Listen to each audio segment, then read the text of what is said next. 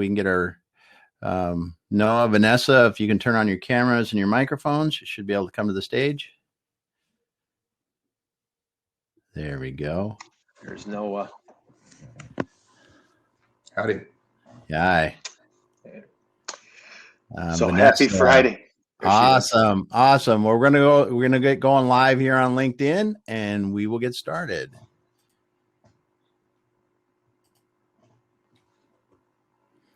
All right, everyone. Welcome once again to another Friday Manufacturing Ecommerce Success Series. I'm one of your hosts, Damon Pistolka. Along with me, we've got Curt Anderson up there at the top with us, and he will be introducing our guest today. But thanks for joining us. If you're on LinkedIn Live, go ahead and let us know where you're listening from.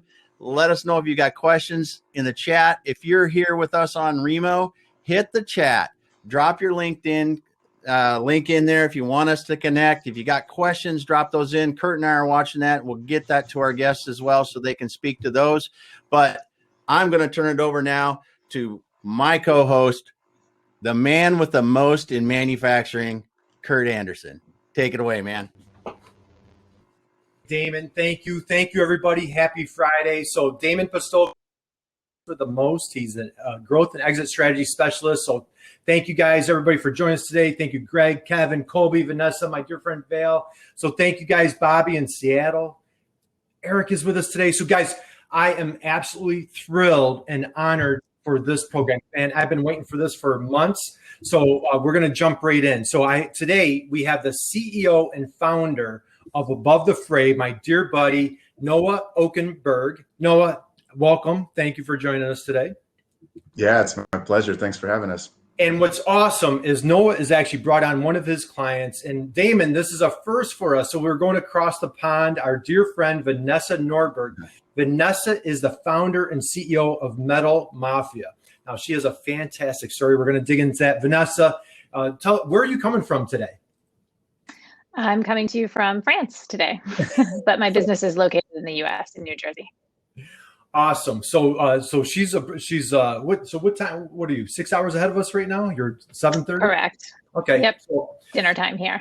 Awesome. So guys, I'm going to dig in. So a couple of things. I want to talk to you a little bit about Noah and his firm, and then we're going to dig right into this case study that we want to share for you. Super excited that we have an opportunity to hear directly from a manufacturer teaming up with an e-commerce expert. So Noah is an e-commerce authority. He is an absolute rock star. I know that gets thrown around a lot. I've had the honor and privilege of a front row view working with Noah on a project that we're tag teaming together. His team and his staff are just out of this world. They really are. About 50 people strong, I believe. Is that correct, Noah? Above the Fray? Just about, yep. And you guys just started in 2017. So, I mean, you're barely out of diapers, COVID hits, and you're still crushing it. So just what an incredible, amazing success story. But let's turn it over to Vanessa quick. So, Vanessa, what an incredible entrepreneur. So great story. So I did a little digging. Some people call it stalking. I call it research. So she's been an entrepreneur since she was 11 years old, to my understanding. In fifth grade, you were selling little chandelier earrings, if I'm not mistaken. Is that correct? I did some entrepreneurial stuff in my younger days. I did get started early. Wasn't chandelier earrings, but those nice 80s plastic necklaces. That's awesome. And so had a great journey. You were over in France, came back to the States, and in 2004 you started Metal Mafia. So can you tell us a little bit, and let me just share one more thing before I forget.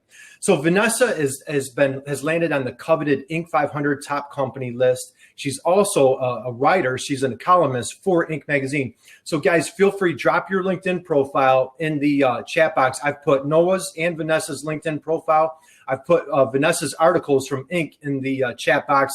You have to check out these articles. So Vanessa, let's go back to 2004. What was that turning point where you're like, hey, I'm going to jump into entrepreneurship. I love these, the body jewelry that you sell. Talk a little bit about how you got started. Well, I mean, I really got started because I was doing something similar for another company, and I had been hired to come back after having left that company to really kind of get the company recharged, because there had been some things that happened along the way that made it lose a little bit of momentum. And so I was tasked with running the North American operations. And I spent about 2.5 years rebuilding that company and getting it back to where it had been, at which point the owner of the company decided to fire me. And so I decided to give him some competition. And I did that with my two of the people that I worked with at that company. And we started Metal Mafia and ended up 16 years later, or 16 and a half years later, right where we are now. Phenomenal. And guys, I thought I read 5,000 independent retailers that you sell to in 23 countries, one of the largest distributors in the B2B space on body jewelry. So I'm going to turn it back over to Noah. So Noah, 2017, you start Above the Fray. Talk a little bit about how your e-commerce journey, how you led up to launching with Aaron Hunt, his co-partner. How did you start Above the Fray, and talk a little bit about and why manufacturing on e-commerce?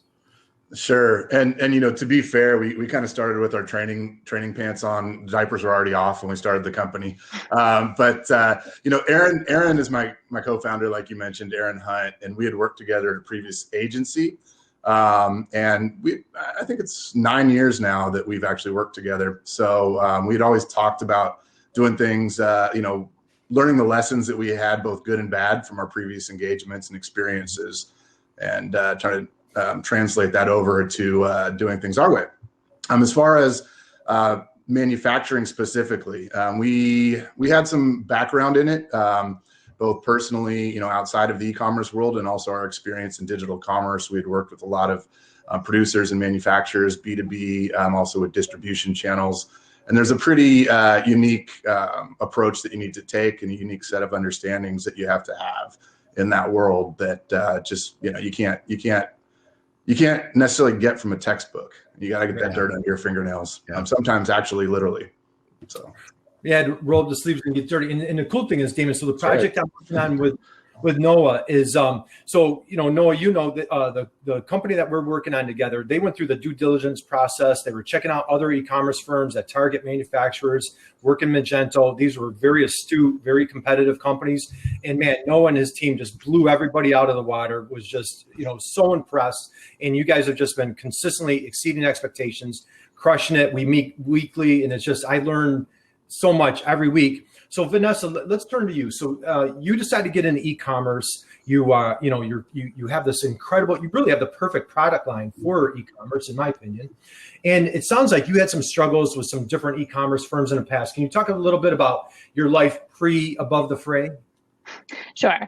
Well, so I should start by saying that when my partner, Dale Paris, and I started Metal Mafia, we started it because we wanted to do something different for the industry. We thought that customers were getting sort of an unfair shake, if you will, because there were a lot of moving targets for them to understand when they were purchasing from a company like ours.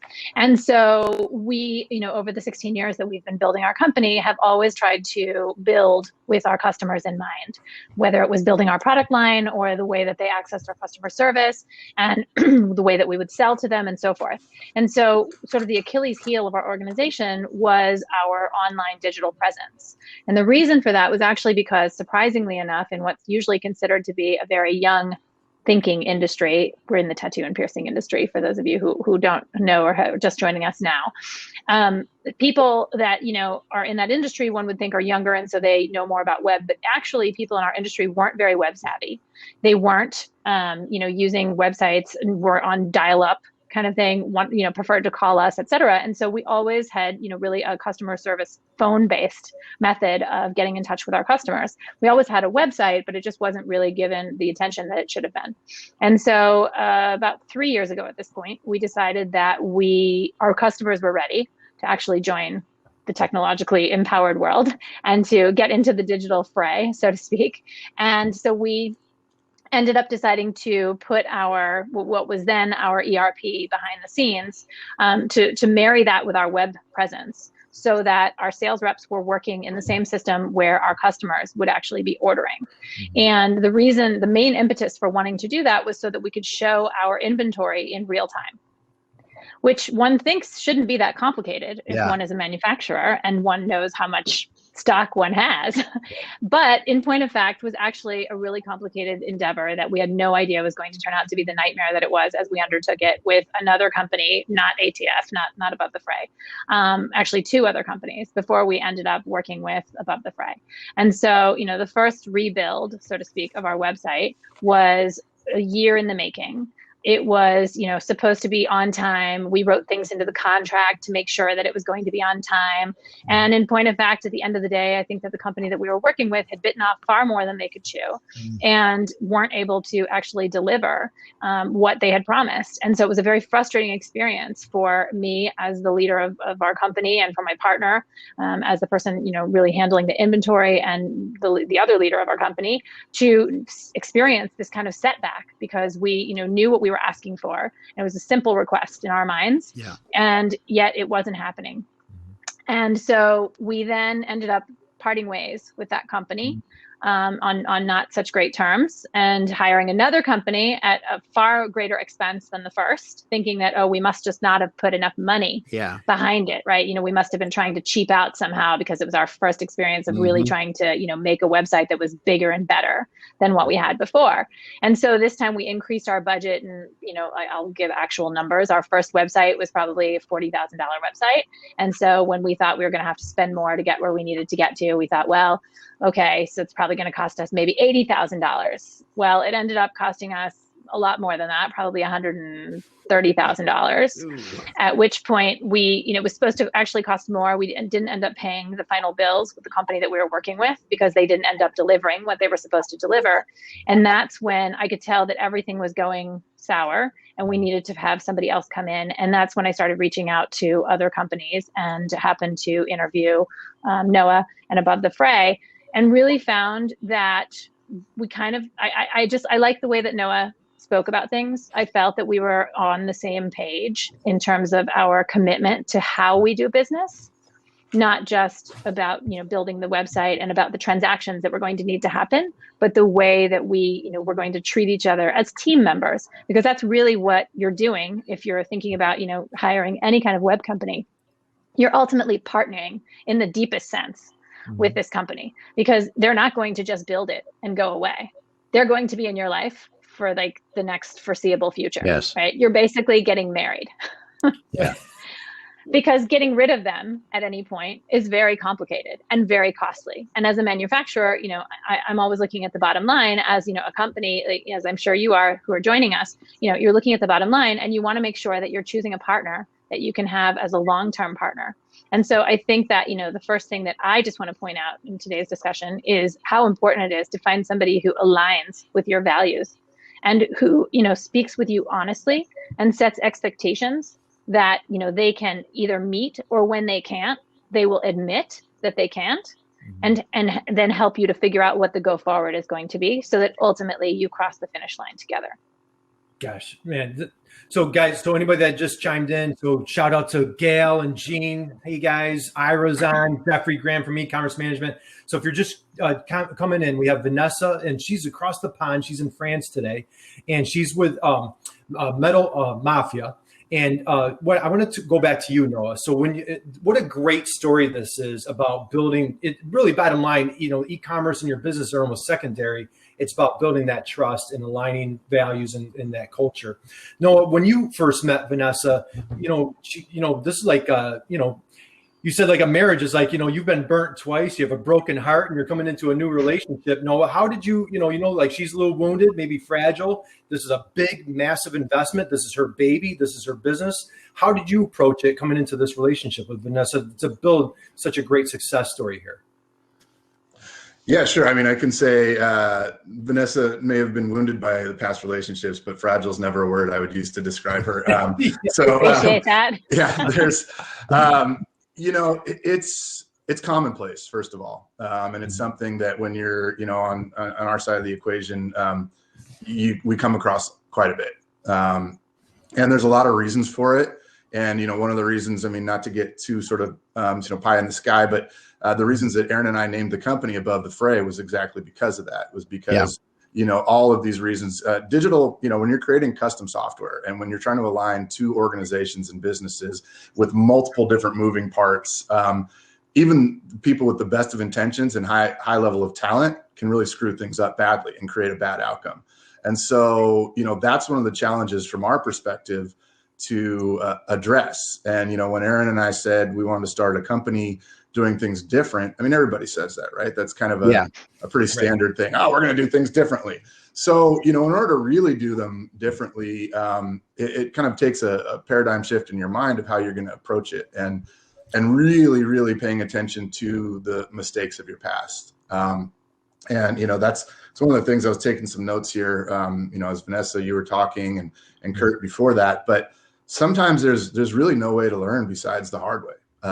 Unfortunately, I found this to be true, that when I work with folks that have experienced some of the really negative, damaging things that can happen in this type of engagement or relationship, they have just a better perspective walking in to what we're doing.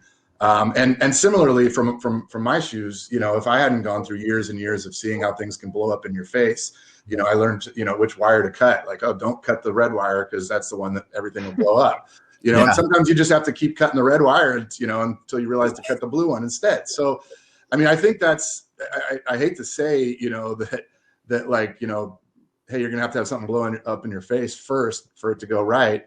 That's not necessarily the case, but definitely work with people that have gone through those things before. Take your cues from those folks. If you're a manufacturer, go out there and speak to other folks like Vanessa that have had to pave the way by learning the lessons the hard way. So maybe you don't have to. So I guess that's, that's in a general sense, and for us, the other piece of it, which is, beyond the actual like nuts and bolts of the engagement, is something I think both Curt and Vanessa, you've touched on today, but it goes, much beyond that. And it really has to do with alignment, has to do with expectations, and it has to do with trust. And I think that the soft skills in that, the believing that somebody that you're working with is believing in the best out of them, and understanding that there may be things that are not being understood, that it's not, even if it's, really a contentious point or something that's, just really become sort of outside of the realm of sort of alignment, just to understand, put yourself in the other person's shoes, and not assume the worst, not assume that they're trying to get over on you or manipulate something, or, some kind of negative connotation. And that's the thing that keeps me through. And sometimes you're wrong. Every now and then there are people that are out there to do that. Yeah. But I'd rather, run the risk, and that'll be exposed. And then the good relationships like this one will persevere.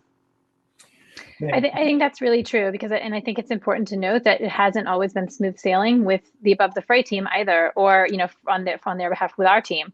We've all had to learn throughout this process. And, I think that what's helped us along the way is the fact that, we have spoken honestly, as I said, and, been in earnest with one another, but also that we, as Noah said, have tried to see from the other person's perspective and meet somewhere in the middle and find, where we can get the path forward together, because it's costly for a business to, have to change gears and to have to bring somebody else on board. And I think that, it's important to note too, for anybody who's thinking about, embarking on doing something with their website or changing the way that they do business.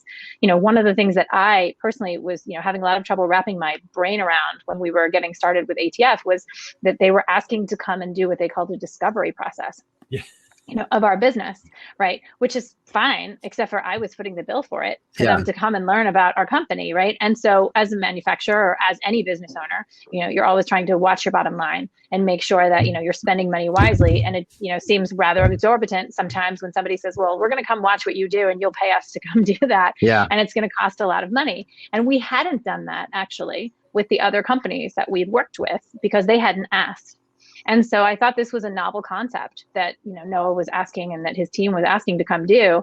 And, after considering it, I thought, well, we haven't done it before. And so this might be one of those moments where we need to learn from what we did in the past that didn't work and try something that might. And I think that it was a huge factor in, first of all, in allowing them to get to know us and to, be able to see that we were, honest and that we were, what we were driving at as our end goal, but also giving them insight into our business processes. And in the process, learning ourselves to be more clear about the things that we were asking for, because there have been moments where, we say, well, we want the website to allow people to check out with X number of items, in their cart. And they say, oh, great. But we don't understand that there's, some sort of other moving part behind that, we can check out with 10 moving items in our cart, but not 249. Yeah. Right. Yeah. Right. That, man, there's so much unpack right there.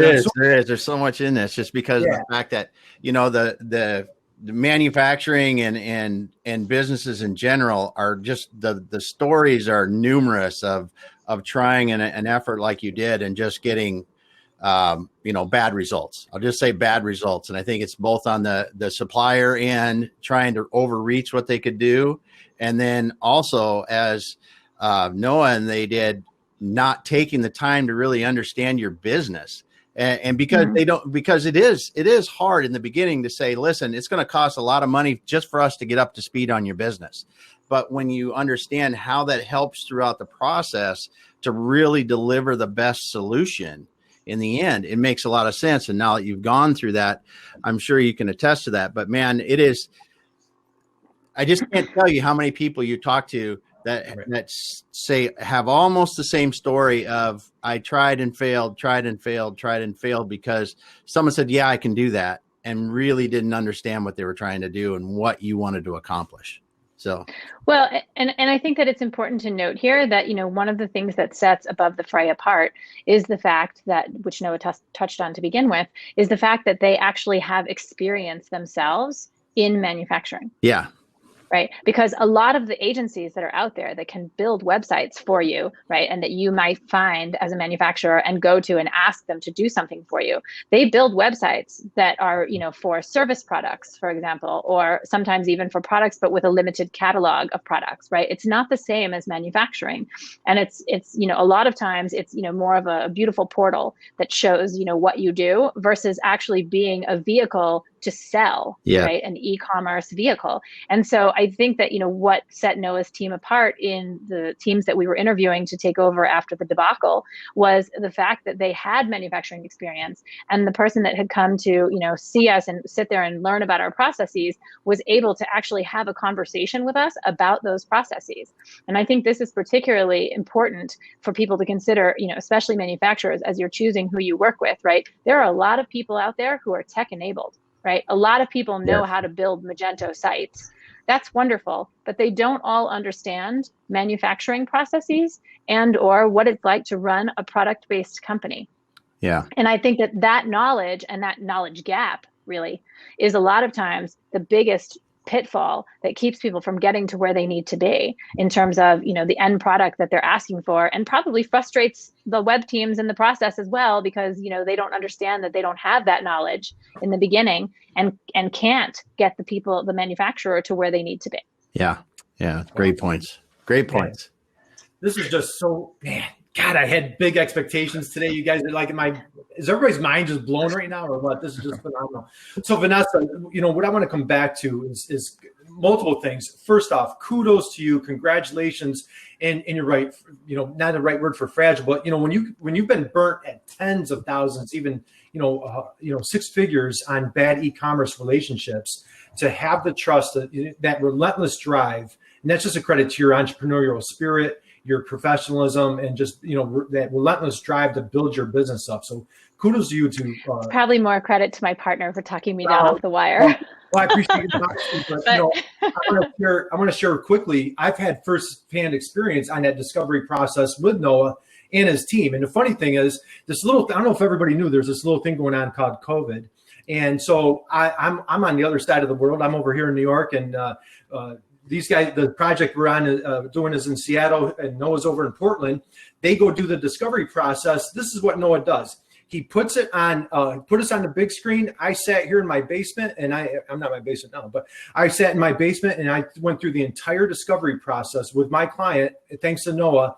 And it was just absolutely phenomenal. I had a front row view of the whole process. I saw a different insight for my client.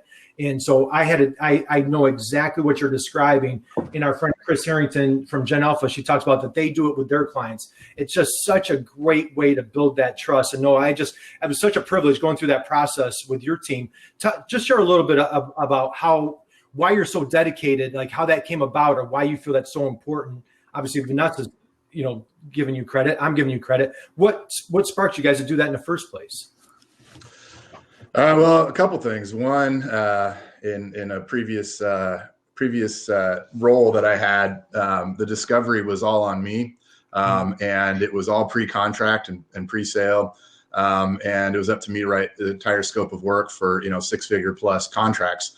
I'll give myself credit where it's due, but I can play that role on TV. That's about it. And so getting the right people in the room to define things with the other, on both teams is mission critical. And I saw sort of where that led. And really where it comes out is typically at the end of a project. You don't notice it during the beginning as much. Design and engineering, the build, but then you start going into QA internally, and then especially when it gets kicked over to the client and you're doing user acceptance testing, and they're like, where's this? We expected this to be part of it. We thought this was going to operate this way. Now that's going to happen regardless, because we're talking about really complex custom software builds with, like I said earlier, hundreds of moving pieces, thousands even, but it's a process of elimination. And so, I think I did a talk a long time ago out in New York at some event about like the ounce of preparation versus a pound of cure or whatever, but that's what it is. It is trying to narrow things down ahead of time as much as humanly possible. But it's also the connection, right? It's that face-to-face, it's that human connection. And I think that's something that, beyond just the sort of, user stories and requirements that you're uncovering and workflows and business processes during the discovery, you're connecting with people and, in person or via video conference. And then when things get, hairy later on down the road, which they're going to do, I don't want, anybody to think that there's some magical formula, there's stress-free engagements for this stuff. Yeah. That doesn't exist. But when those things happen, you have that connection with the people that you sat down with face to face. At the end of the day, you break some bread, maybe raise a glass, and you can fall back on that human connection. And so I think there's both sides of that upfront discovery process that are important. And the other part that I'll mention too is there are no finish lines in what we're talking about here. So, and that includes discovery. You do the upfront discovery, and that may be a few days or a few weeks or a few months, depending on the size of the project. There's always ongoing discovery that's needed, because what you learned a week ago might be different a week from now. The industry's changing, the economy's changing, the technology especially is changing, and the business sort of drivers are changing too. So it's not something that you set and forget. It is an ongoing process. No, that's perfect. And so, Vanessa, what I want to talk about is, what I love. And so anybody's coming in, again, Vanessa is over in France, and it's Metal Mafia. And I dropped both of their LinkedIn profiles in the chat box just now. Also, Vanessa writes for Inc. She's a columnist for Inc. magazine, phenomenal articles. Vanessa, we were talking the other day, and what I absolutely love that you said was that language barrier. And what was nice was, like, as you're describing, as a manufacturer, I know how to make widgets, and I know what my customers need. From above the fray or from an e-commerce provider, they're the tech, they're techies. They can speak e-commerce all day long, but they don't know your exact needs. And I want to, our dear friend Greg Mishu from Windbound in Wisconsin. So this ties perfectly in with his question. In regards to what Vanessa just said, what are some of the key processes providers should be aware of? What are some of the key processes providers should be aware of? In regards to Vanessa, just what are the processes? So, like, as you're building this relationship with Noah, and you're trying to communicate with him as a manufacturer, what were, budget, trying to stay within your budget, your financial needs, your customer needs, manufacturing processes, work in process. How did you communicate some of those things with Noah? I think as honestly as possible, first of all. For example, when we got started, right, we were, there was a timeline put to the project. Yeah. And I was very transparent to begin with the fact that, number one, like, I think that I'll start by saying, in the manufacturing world, right, we make products. So we make a thing. this thing exists and we make it over and over again. And it's, if it, on our website where you can purchase it, it looks like X. And when you get it in your box, it also looks like X, right? We don't send you something different. And I think that, as manufacturers, we have a mindset that, expects all products to be like that. When in point of fact, a website that's being created is actually not that product X that you sign on the dotted line and say, well, at the end of the day, I'd like to have it do this, right? As Noah has explained to me on many occasions, and finally it sunk in, it's actually a living, breathing thing that continues to grow and change. And it's not necessarily a question of, how it's constructed, but also of what you do with it as the manufacturer. So what does that mean? Well, for example, at my company, my sales reps, they're taking notes every time. They make notes on the accounts every time they take orders from our customers. Well, I think that the ATF team was really surprised to find out that, we could take up to 175 or 300 notes even in a day. Right. Wow. And this is like data proliferation. Right. So and this then, makes your system heavier, more bulky. Maybe it doesn't move correctly. But who would have thought to say to them to begin with? And this is where the whole language question comes in. Right. Hey, by the way, we take a lot of notes on our accounts every day. Right. I mean, Of course we take notes. We asked for a notes function. We said that every time we talk to our customers, we take notes. But they had no idea that implies that every time we talk to a customer really means, 150 calls a day. So potentially 150 notes per day in our system, right? They just knew we were going to write some notes, right? And so this is where the idea of, language and clarity becomes really important from both sides, right? They also have to help you as the person, developing your website to understand what the limitations are of the system that they're building or the ways in which it can and cannot be used. Right. Another interesting thing, that occurred in the process of, getting this together language wise was just, and this was predating the ATF team. Right. But with one of the other relationships that we had with the people before, we told them that we needed QuickBooks integrated in our website because that's where we run our financial books, our journals. And so, you're basically asking QuickBooks to speak to Magento. And that means that there's transfer of data back and forth of, let's say every time we take an order from a customer, that data would be transferred. And then every time that order gets invoiced and goes out to the customer, that data has to get transferred between the two systems. And then there's the payment, right? And these are all important parts of financial books for a company to have, right? And so the company that actually, that we started with connected in their mind QuickBooks, but they only connected it halfway because the only thing that was going into QuickBooks was the sale, right? And not the invoice or the payment. I, as a business owner, cannot turn in half of my books to the IRS, right? I have to have the complete picture to understand what my expenses and what my, revenues are. And that just wasn't part of it. And this is part of, not understanding the business process. And this is very much about, language and, having somebody, really number one, having been in the trenches and understood, what it is to run a business versus what it is to, build technology. And I think it goes both ways, right? Because like I said, I didn't have the understanding that, this website was going to be a living, breathing thing that was going to keep changing, right? Much to my frustration, right? I thought I was purchasing a website that was going to do what I said it should do at the end of the time. And, it's going to work correctly. And then, maybe it breaks every once in a while, but because something actually happened, much like a car that, you get a flat tire on, you drove over something in the road. Well, that makes sense. But sometimes the car just doesn't work in this sense. And why not? Right. And it becomes very frustrating as, the person on the other end. So I think that, these are just instances where language clarity, where people, Noah's team, for example, explained to us on, many occasions why something that we were asking for couldn't be done. Or why something that we were asking for was something that they were going to do, but it was like a first, like nobody had ever done it before. Right. And so that meant that it was going to be a trial and error kind of process. And, I commend them for taking on this project because, there were a lot of firsts in what we were building. And they, moved forward intrepidly and didn't say, no, it can't be done, but said, yes, we'll figure out how to get it done.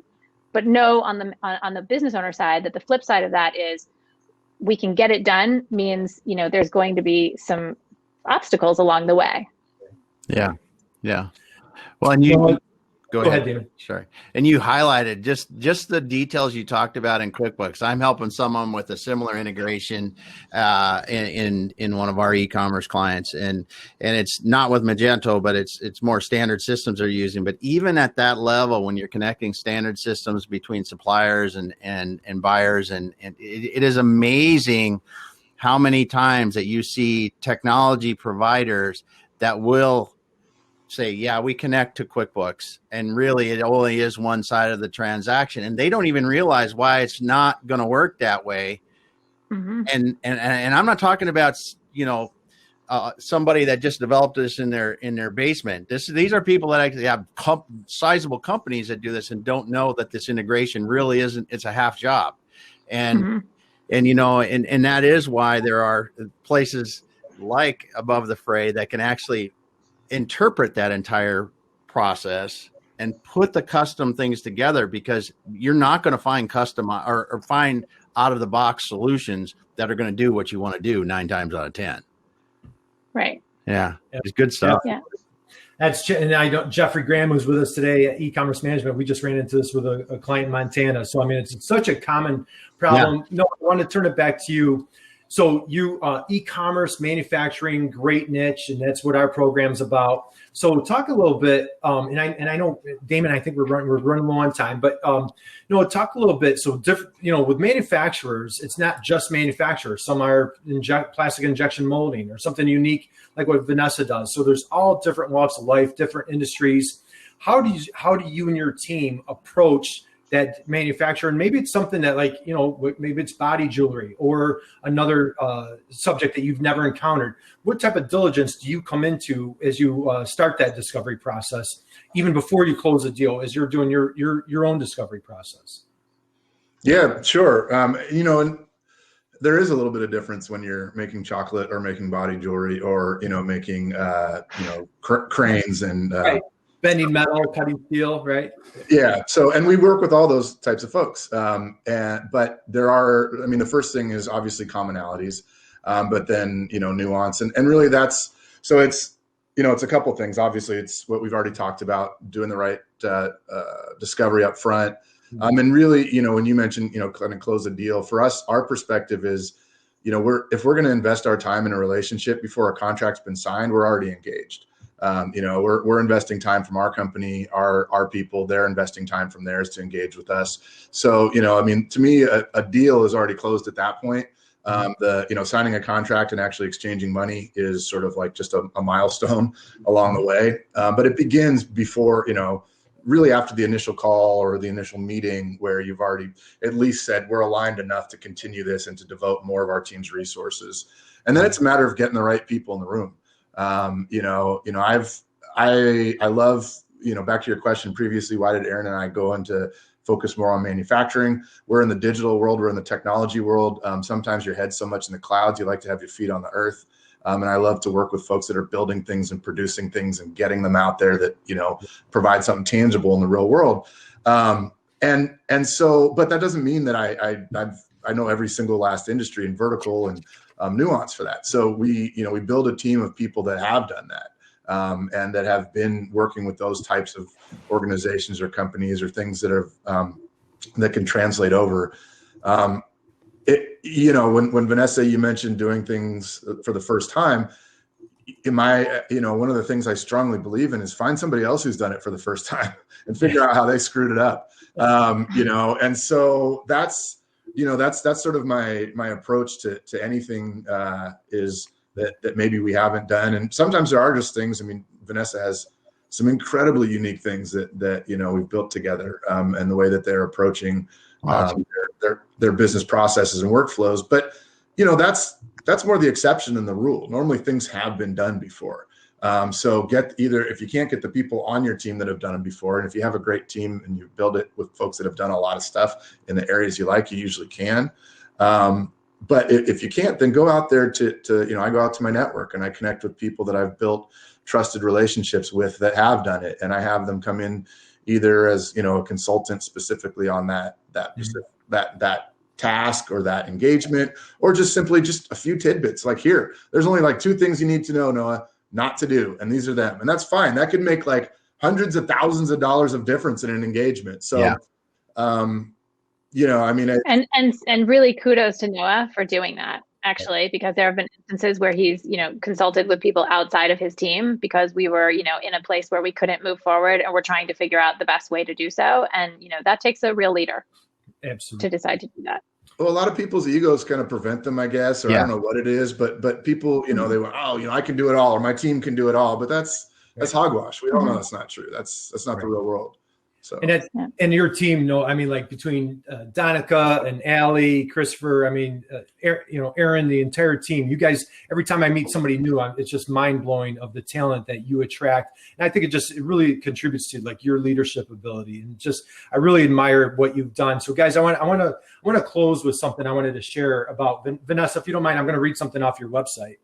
So if you go to Vanessa's website, it says, ethics matters in life and in business. Metal Mafia trades on that principle. In the era of cutthroat and carelessness, we choose commitment and accountability, no excuses, no slack, no margin for error. Metal Mafia is a result of three people's dedication to doing it right every time in a world where things are done wrong, just become the norm. So I just wanted to just share that real quick. I think that is just, and you showed that in the past half hour. You're just an amazing entrepreneur. What an incredible company that you've built up, Noah. I can't express my thanks. It's just been an honor and privilege working with you for the past 6 months on a project we're working on. I can't thank you enough for bringing Vanessa all the way over from France today. So Vanessa, any parting thoughts, or, you know, you shared such incredible insight. Anything that you want to close us out with? I mean, I would just say, you know, I'm all for practical tips and things like that, because, you know, that's what it comes down to at the end of the day. So takeaways for manufacturers who are watching this today are, you know, in my mind, you should remember first and foremost that this is going to be a lifelong endeavor, right? That it's not going to be, you know, a site that gets done and then you part ways. You're going to have maintenance on it. You're going to have, you know, things that you want to do, enhancements to it, things that break. I mean, you know, it's just really an ongoing relationship. So choose carefully who you're going to be working with, and, you know, pay attention to the details of the people that you're talking to, right? I mean, Noah, when we first started talking, he was actually at an airport trying to make his way to a gate and holding a conversation with me at the same time about why he was going to be the right person to choose for my company. And this isn't easy to do, right? But he did it, and he did it well. And, you know, along the way, there have been moments where, you know, we've sent some, you know, emails back and forth that, you know, were not the kindest, right? Because we were frustrated about what was happening. I, you know, have been the author of some, and I think there have been some of his that have had a little bit of a tone that was raised slightly, but still, you know, within the wheels of what's okay. And ultimately, you know, I think that the thing that you can look at, like details like this, like, you know, the fact that he always responded to me when I was upset or feeling like, you know, we weren't going to get to where we needed to go. And he didn't ignore the things that I was experiencing or that my company was experiencing. And that, I think, is, you know, a telltale of, you know, the beginning of a good relationship, right? And I think I'd like to hope at least that we've done the same thing, that we've, you know, delivered on what we committed to in the contract with them, by always making sure to have our, you know, things in on time, and also by thinking outside of the box and trying to help with the troubleshooting when things happened, because, you know, I just feel like more heads in the room are better than less. And so, you know, we've tried to do that. So I think that that's important. I think also just remembering that along with that additional sort of, you know, ongoing relationship that you're going to have, there's always going to be more budget needed than what you have. And I don't mean that, you know, you should think, oh, well, that gives, you know, carte blanche to like anybody that you're working with to come back and say, well, I'm going to have to charge you more for that. No, that's not it. Right. But to understand that because it's an ongoing, organic kind of living thing, that there's always going to be needs that it has that, you know, are very different from the way that we think about things as manufacturers, where we know what the price is for something to bring it in. Like, you know, it's more of a moving target. And I think that's really important, because having that mindset to start with will give you, I think, a lot more peace of mind and a better way to communicate with the team that you choose, whoever they may be. Man, that was good stuff. I absolutely love what you just shared. You know, what's the cliche? Politeness is the death of progress. So I think that's great that you have that admiration, respect for each other, that you can have those difficult, tough conversations. Noah, my friend, you know, I have a big bromance, you know that. So anything that you want to share to close us out for our program today? You know, I think only one thing, and I had noted this at the beginning, and you know, both Curt, you identified from Vanessa's website, from metalmafia.com, and Vanessa, you've mentioned as far as your sort of ethos and driving factors, but you got to have an alignment in vision and mission for your organizations and your companies. And I think that's one thing that, when things did get, more difficult and we were working through different challenges, the fact that both Vanessa and I sort of have this, and eyes on the prize, it's bigger than just making a dollar approach to this thing. Money, don't get me wrong, money's beautiful and we all need to do that to keep the roof over our head and to, pay the electricity and the internet to have webinars like this. But, it's a beautiful side effect of doing a good job. And not everybody believes that, and that's fine. If that's your number one driver, then find somebody that's your number one driver, but really find the folks to work with that really align well with your core values. And I think that ties you through a lot of things, because, when things do get hot and heavy and maybe there's just confusion and the alignment's not there, you'll revert back to that. Vanessa's will revert back to it. I'll revert back to it. And that's what brings us back together, is because we revert back to this sort of common centrifugal force place. And that's, those are again, maybe that's not the most like the tangible tip that Vanessa's providing, but again, I'll get sort of esoteric pie in the sky for y'all. But yeah. Oh, that was perfect. And I want to close with this. This is off Above the Fray's website. Like most good things in life, Above the Fray was born from years of experience earned the hard way. It started with a simple idea that there should never be compromise when it comes to drama-free engagement, straight e-com, no chaser. So guys, what an honor, what a privilege. You guys this was just a blessing. Great program. Thank you for taking time. I know you guys are super busy. This was such an honor for you guys to join Damon and myself. Guys, I want to wish everybody a great weekend. I want to remind you, so we're rolling out we have an e-commerce program that we're doing at Temple University. This Tuesday, Ira Bowman, Mr. LinkedIn, what do you have, Ira? 300,000 followers. He's going live at Temple this Tuesday, so catch that program. We have a great guest next Friday. Guys, keep crushing it on e-commerce. We are Manufacturing Ecommerce Success. Wish you the best. Damon, let's close it out, brother. All right, Curt, thanks so much. Thanks so much to Vanessa, Noah. Awesome. Just your story and what you guys have done is so cool. It makes me, I'm going to go be getting on Metal Mafia and digging through the site just to take a look. But yeah, awesome stuff. Standing virtual applause for today. No doubt. You guys crushed it. Thanks so much. So thank you for listening to us on LinkedIn Live and the other places we're listening. We're going to drop off there. We're going to go back to Remo so people can go to the tables and chat. All right. Here we go. Thanks, guys. Thank you. Thank you. Pleasure.